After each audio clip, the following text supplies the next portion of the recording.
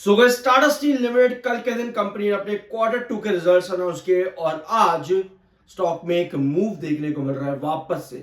आपको पता है कि एक खबर ने टाटा स्टील को 128 के इंपॉर्टेंट बेस से सिर्फ और सिर्फ एक खबर ने, वो ये है 12% सेफगार्ड ड्यूटी जो कि अप्रैल 21 को आई है, उसके बाद से 128 से टाटा स्टील लिमिटेड 184 तक के रिटर्न्स दे चुका है।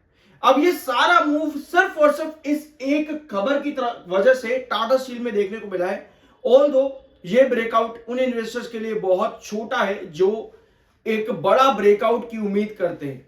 Tata steel, Tata power, Tata Motors, ये तीनों कंपनीज अगर आप देखोगे, तीनों ही कंपनीज बहुत छोटा मूव देती हैं बहुत लंबे टाइम के अंदर, बट ये ग्रोथ एक सिग्निफिकेंट ग्रोथ है और इसका रिटर्न आप अगर लॉन्ग टर्म हो तो वही आपको मिलता है। 128 से लगातार टाटा स्टील इस एक खबर की वजह से एक बड़ा ब्रेकआउट देकर के गया है। अब टाटा स्टील यहां पर कहे स्टील सेक्टर में क्या अपडेट्स और हमारे पास में एक अपडेट आती है स्टील सेक्टर में, जहां पर इंडिया नेट एक्सपोर्टर बन चुका है फिनिश्ड स्टील में अक्टूबर के महीने में। ठीक है, अक्टूबर के महीने में इंडिया जो है नेट एक्सपोर्टर बन चुका है स्टील, फिनिश्ड स्टील का, और शिपमेंट जो है वो बढ़ी है।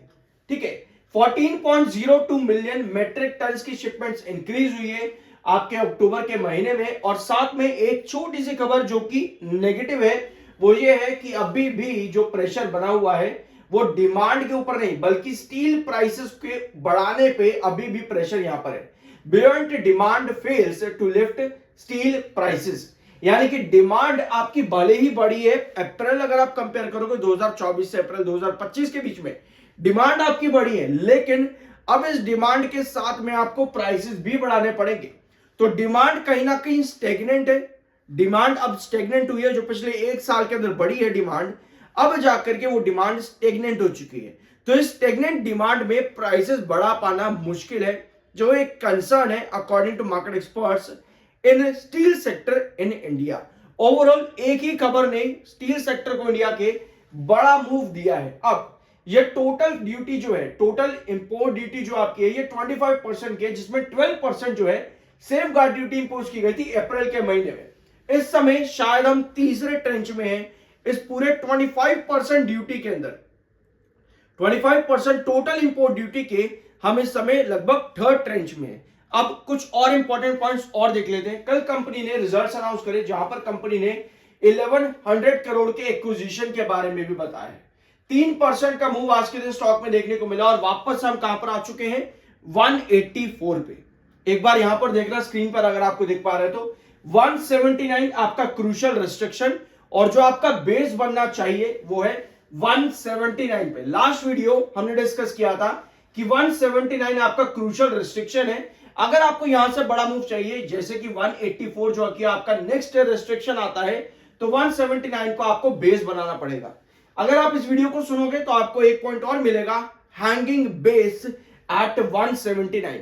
ये video if I am not wrong आज से लगभग 20 दिन पहले का है। ये वीडियो आज से लगभग 20 दिन पहले का है। उसके बाद से अगर हम सिचुएशन देखें टाटा स्टील की, तो आपको क्या नजर आता है कि 174 के पास में, यहां पे 174 और 179 एक हैंगिंग बेस क्रिएट करने के बाद में 184 के रिटर्न टाटा स्टील ने उसके बाद से दिए हैं। जो अभी मैंने आपको वीडियो दिखाया, जो स्क्रीन पर अभी आपने देखा, वो हमने कहीं ना कहीं यहां डिस्कस किया था टाटा स्टील लिमिटेड के, जिसके बाद 179 का मूव भी मिला और 184 जो अभी आप लोगों ने स्क्रीन पर देखा उसको अचीव भी कर लिया है रिसेंटली ही टाटा स्टील ने, ये वाला लेवल।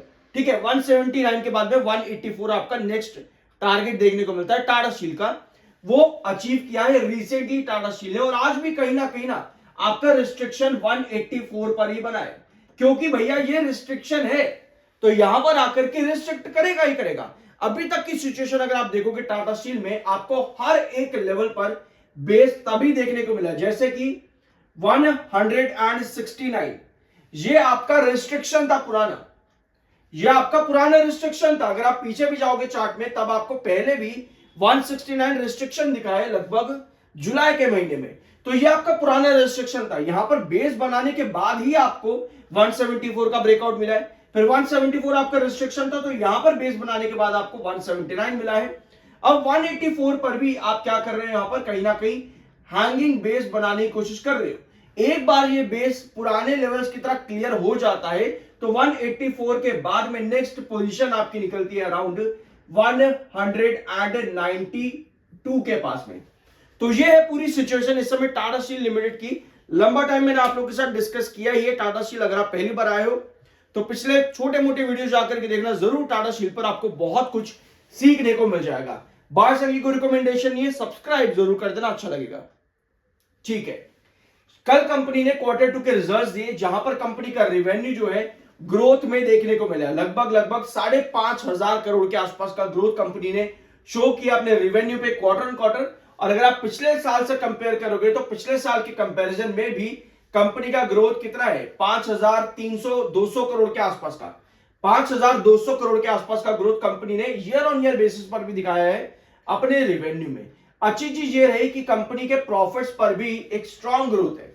3,183 करोड़ का कंपनी ने प्रॉफिट दिया है सितंबर 2025 में, जो कि क्वार्टर ऑन क्वार्टर बेसिस पर एक बहुत बड़ा ग्रोथ है। और specially year on year basis पर कंपनी ने ये ग्रोथ प्रॉफिटेबिलिटी में इससे भी बड़ा दिखाया है।